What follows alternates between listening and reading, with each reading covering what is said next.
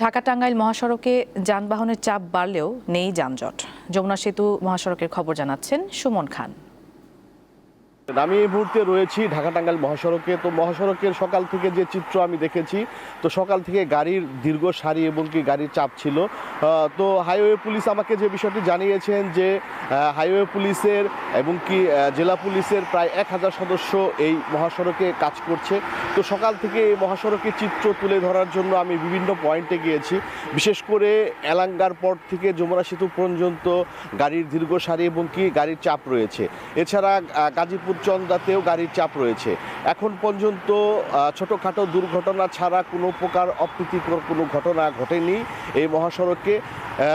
ছোটোখাটো দুর্ঘটনার কারণেই গাড়ি বিকল হওয়ার কারণেই সমস্যার সৃষ্টি হয়েছে। এছাড়া রাত 11:30টার দিকে যোগাযোগ প্রতিমন্ত্রী এসেছিলেন যমুনা সেতু পরিদর্শনে। তিনি জানিয়েছেন এবার স্বস্তিতে মানুষকে বাড়ি যাবে, এমনটাই প্রত্যাশা করেছেন সাধারণ মানুষের কাছে। তো আপনাকে আরেকটি তথ্য আমি জানিয়ে রাখি যে গত 24 ঘন্টায় যমুনা সেতুতে টোল আদায় হয়েছে প্রায় 4 কোটির মতো। তো এর পাশাপাশি গাড়ি পারাপার হয়েছে প্রায় 40-45 হাজারের মতো।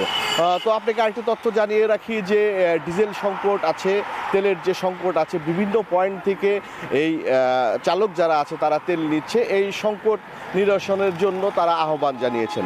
এই ছিল টাঙ্গাইল থেকে সার্বিক বিষয়।